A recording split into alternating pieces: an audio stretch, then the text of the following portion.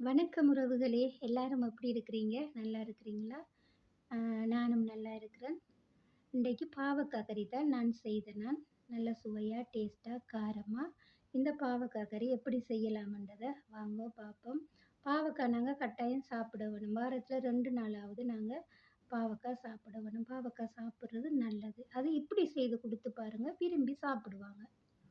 நான் இந்த பாவக்காயெல்லாம் வெட்டி சுத்தமா கழுவி, வெட்டி உப்பு தண்ணி போட்டு கழுவி எடுத்துட்டு, அத நாங்க டிஷ்யூல கொஞ்சம் துடைச்செடுக்க வேணும்.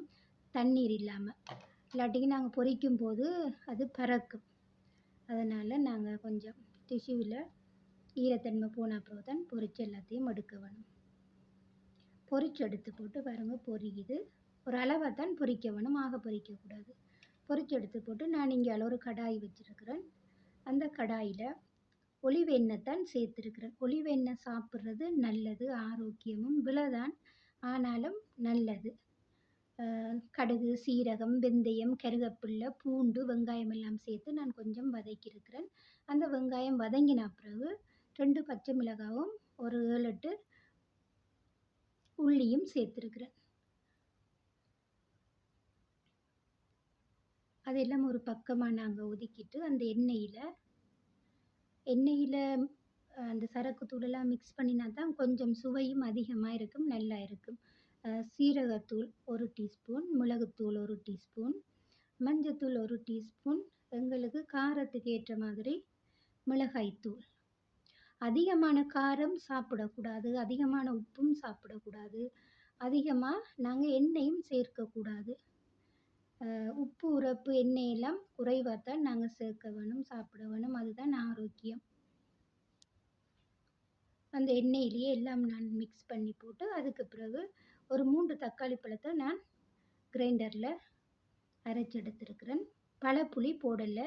ஒவ்வொருத்தரும் ஒவ்வொரு விதமா சமைப்பாங்க. நான் இன்றைக்கு இத கொஞ்சம் வித்தியாசமா தக்காளி பழத்த தான் அரைச்சு ஊத்தியிருக்கேன். நல்லா இருக்கும். இப்படி ஒரு தடவ நீங்க தக்காளி பழம் அரைச்சு போட்டு, பழப்புளி போடாம செய்து பாருங்க. நல்ல டேஸ்ட்டா இருக்கும். விரும்பி சாப்பிடுவாங்க. கசப்பு இருக்காது. கசப்பு தன்மை இருக்காது. பாருங்க அது இப்ப நல்லா கொதிச்சிட்டுது.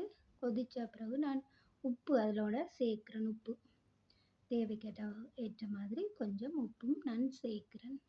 அதுக்கு பிறகு பொரிச்சு வச்சிருக்கிற இந்த பாவக்காயும் அதோட சேர்த்து கொஞ்சம் நாங்க மூடி வச்சோம்னு சொன்னா, ஒரு 2 நிமிஷம் நல்லா கொதிச்சு அது வத்திரும்.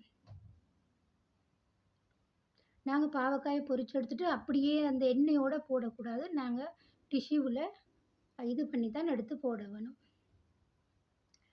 இப்போ கொஞ்சம் நாங்க ஒரு 2 நிமிஷம் மூடி வச்சோம்னு சொன்னா, அது நல்லா கொதிச்சு வத்தி வந்துரும். அப்போ டேஸ்ட்டாவும் இருக்கும். பாருங்க எப்படி இருக்குன்னு சொல்லி. நல்லா வத்தி வந்துட்டு நான் தேங்காய் பால் கொஞ்சம் விட்டேன்னா, கொஞ்சம் கட்டி பால் விட்டேன்னா நல்ல டேஸ்ட்டா இருக்கும். தேங்காய் பால் போட வேணும் கட்டாயமா. நான் தேங்காய் பால் ஊத்தினேன். பாருங்க நல்லா இருக்கு. பார்க்கவே ஒரு இதா இருக்குது. வெள்ளை சோற்றோட சாப்பிடும்போது அதை விட நல்ல டேஸ்ட்டா இருக்கும். வெள்ளை சோறுக்கு தான் நல்ல ருசியா இருக்கும். பிடிச்சிருந்தா நீங்களும் ஒரு தடவை செய்து சாப்பிட்டு பாருங்க. இந்த பாவக்காய் கறி எப்படி இருக்குன்னு. பிடிச்சிருந்தா லைக் பண்ணுங்க, கமெண்ட் பண்ணுங்க, சப்ஸ்கிரைப் பண்ணி சப்போர்ட் பண்ணுங்க உறவுகளே. எங்களோட வீடியோஸ் நீங்க நிறைய பேர் பார்க்குறீங்க. ரொம்ப நன்றி.